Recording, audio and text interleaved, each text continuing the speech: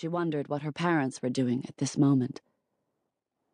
Mother was probably in line at the baker's, her father getting on his motorcycle and leaving for work. At the thought of them, Azar felt as if something was gripping her throat. She lifted her head, opened her mouth wide, and tried to gulp down the air seeping through a narrow opening into the van. Her head thrown back, she breathed hard, so hard that her throat burnt and she started to cough. She undid the tight knot of the headscarf under her chin and let the chador slide down her head. She held tightly to the railing, sitting stiffly, trying to bear the swaying and lashing of the car as another burst of pain blazed through her like the fiery end of a bullet. Azar tried to sit up. She bristled at the thought of having to give birth there, on the metal floor of a van, on these bumpy streets, the shrill laughter of sister in her ears. Tightening her grasp on the railing, she took a deep breath and tried to shut herself against the urge deep within her. She was determined to keep the child inside until they reached the hospital.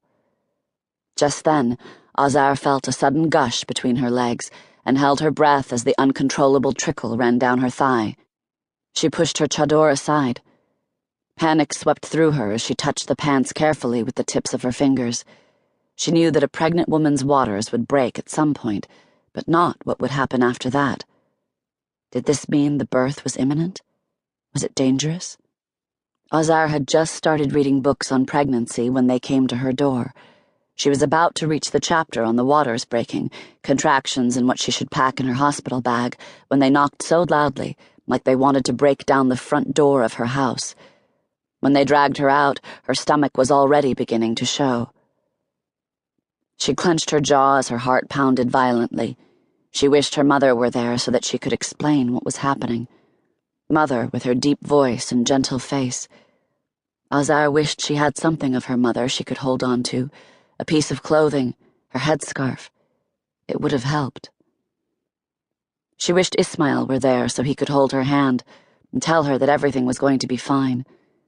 He would have been frightened, she knew, if he had seen her in these conditions, sick with worry. He would have stared at her with his bright brown eyes as if he wanted to devour her pain, make it his own. There was nothing he hated more than seeing her in pain. The time she fell from the chair she had climbed in order to pick grapes from the vine tree, he was so shocked seeing her wriggling on the ground that he almost cried, gathering her in his arms. "I thought you had broken your back," he told her later on. "I would die if something ever happened to you." His love made her feel like a mountain, unshakable, immortal. She needed that all-encompassing love, those worried eyes, the way that by taking it upon herself to reassure him, to calm him down, she always succeeded in reassuring herself, too. She wished her father were there so that he could carry her to his car and drive like a madman to the hospital. The van came to a stop, and Azar, shaken from her thoughts, turned around sharply, as if she could see. Although the grumble of the engine had fallen silent, no door opened yet. Her hands crept up to her headscarf, tightening the knot, sweeping the chador over her head. Sisters' gales of laughter once again burst forth. Soon it became apparent that they were waiting for the brother to finish telling his story. Azar waited for them, her hands trembling on the slippery edge of her chador. After a few moments, she heard doors open and swing shut. Someone fiddled with the lock on the back of the van.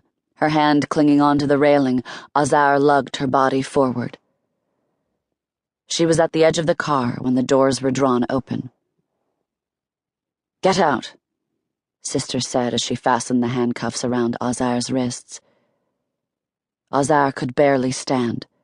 She lumbered alongside Sister, engulfed in the darkness enveloping her eyes, her wet pants sticking to her thighs. Soon, she felt a pair of hands behind her head untying the blindfold, and she found herself standing in a dimly lit corridor, flanked by long rows of closed doors. A few plastic chairs were set against the walls, which were covered with posters of children's happy faces, and the framed photo of a nurse with a finger against her lips to indicate silence. Azar felt a great lifting in her heart as she realized they had at last reached the prison hospital. A few young nurses hurried past them. Azar watched as they disappeared down the corridor. There was something beautiful in having her eyes out in the open, her gaze hopping hurriedly, freely, from the green walls to the doors to the